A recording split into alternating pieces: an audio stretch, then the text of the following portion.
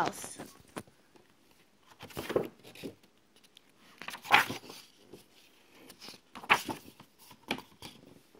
Once upon a time, there was a little house way out in the country. She was a beautiful little house, and she was strong and well built. The man who built her so well said, "This little house shall never be sold for gold or silver, and she will live to see our great-great-grandchildren's great-great-grandchildren living in her."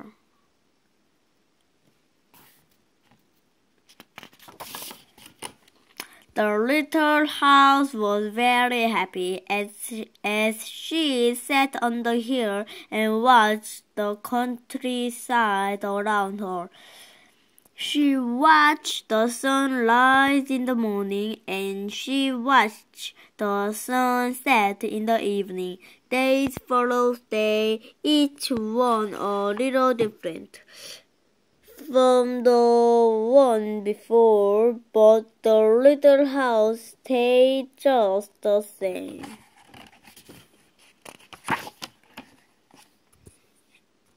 In the night, she watched the moon grow from the thin new moon to full the moon, then back again to the thin old moon. When there's a new moon, she watched the stars. Way off in the distance, she could see the light of the city.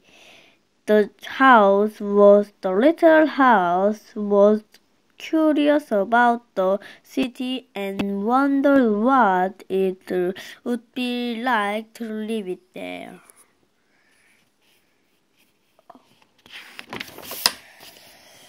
Time passed quickly for the little house as she watched the countryside slowly changing with the season. In the spring, when the day grew longer and the sun warmer, she waited for the first robin to return from the south. She watched green grass to turn green. She watched the bird on the trees swell and the apple tree burst into bloom. She watched the children playing in the brook.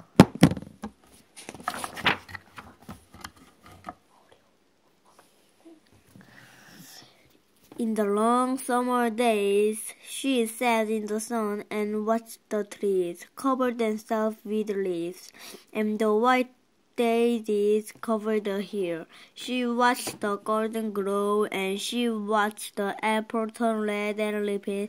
She watched the children swimming in the pool.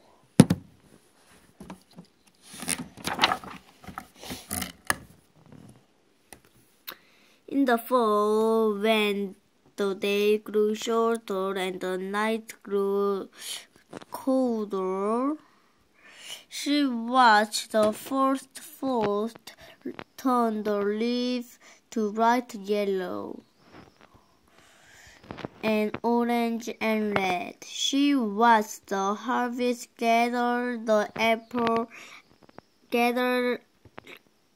She watched the harvest gather and the apple pack. She watched the children going back to school.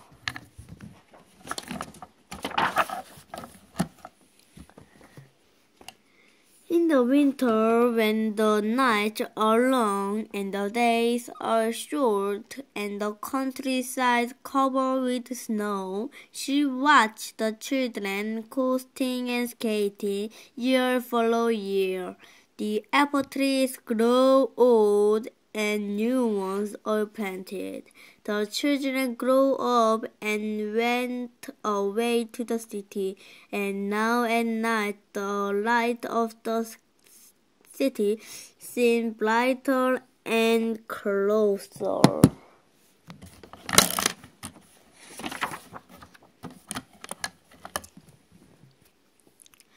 One day, Little House was surprised to see the horses carrying come down the winding country road. Pretty soon, there were more of them on the road, all floating carriages pulled by horses. Pretty soon, along came some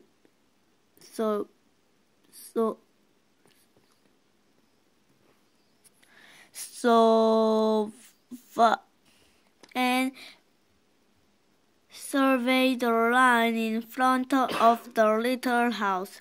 Pretty soon along came the steam shovel and dug a road through the hill covered with daisies. And some truck came and dumped big stone on the road. Then some truck and with little stones, and some truck with tail and sand, and finally steam roller came and loaded us smooth, and the road was done.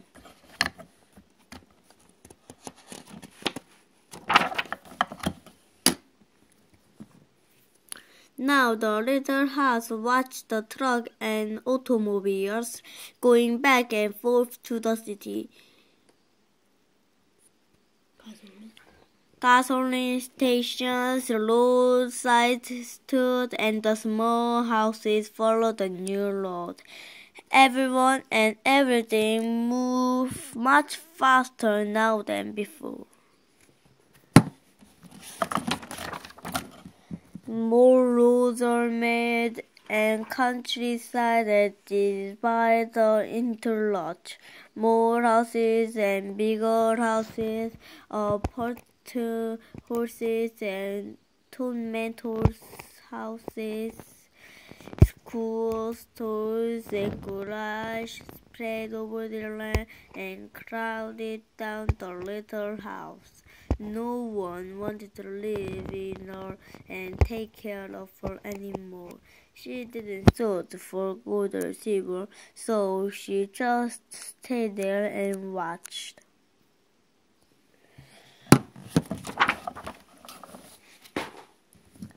Now it was not quite as peaceful at night.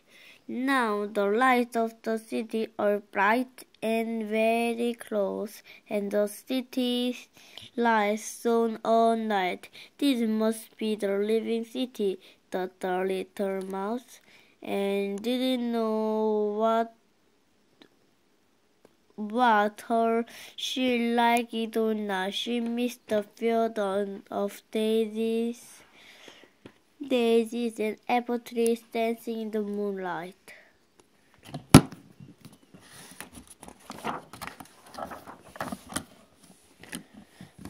Pretty soon there were trolley cars going back and forth in front of the little house. They went back and forth all day and part of all night. Everyone seems to be very busy, and everyone seems to be in a hurry.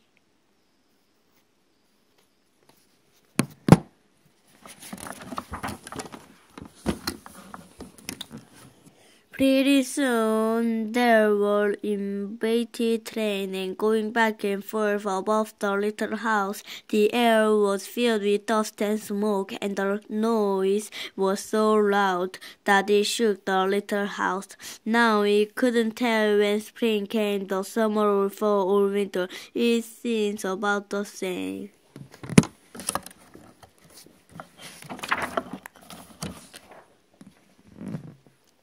Pretty soon there are subways going back and forth underneath the little house. She couldn't see it, but she could feel and hear it. People are moving faster and faster. No one noticed the little house anymore. They hurried by without a glance.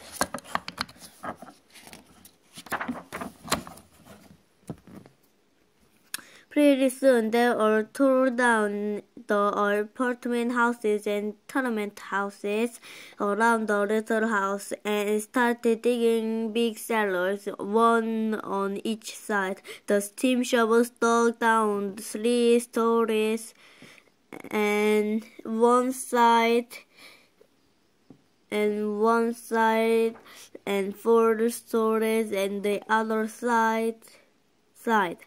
Pretty soon they are starting building up. They built 25 stories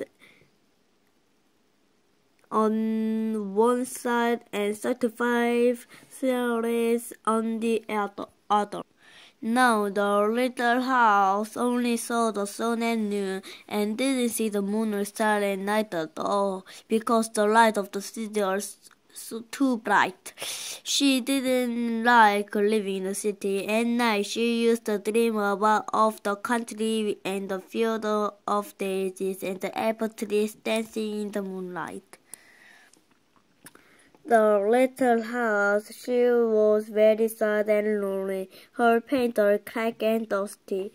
Her windows are broken and her shadow hung crooked. She looked shabby, though she was just as good a house as ever underneath.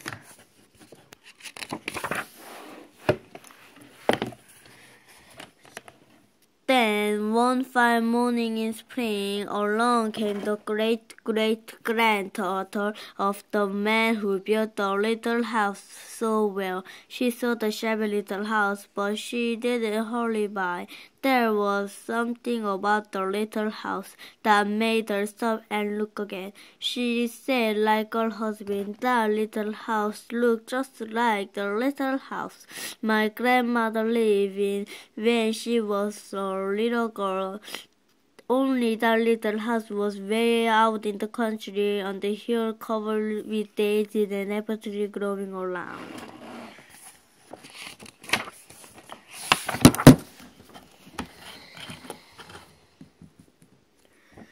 They found out it was the very same house, and they went to the mover to see if the little house could be moved. The mover looked the little house all over and said, "Sure, this house is as good as ever. She built so well we could move her anywhere." So they jacked up the little house and put her on wheels. Traffic was held up for hours as they slowly moved her out of the city.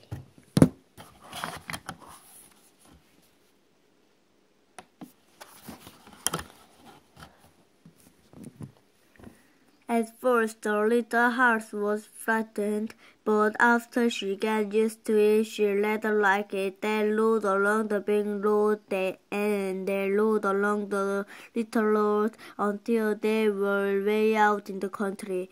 When the little house saw the green grass and heard the birds singing, she didn't feel sad anymore.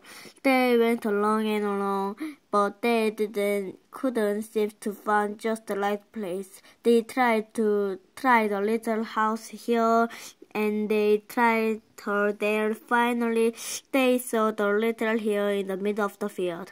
The apple trees growing around. "There," said the great-great-granddaughter. "That's just the place." "Yes, it is," said the little house to herself. The cellar was dug up off the hill, and slowly they moved the house from the road to the hill.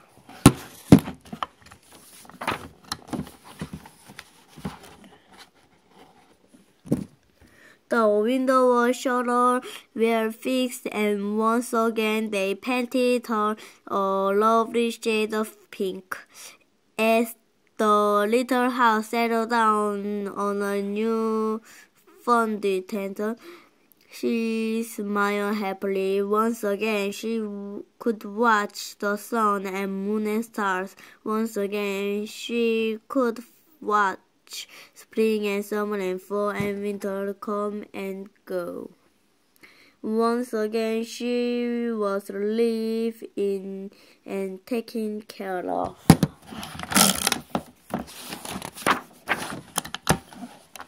Never again would she be curious about the city. Never again would she want to live here. The star twinkling above her, a new moon was coming up. It was spring, and all was quiet and peaceful in the country. The end of the Little House Stories.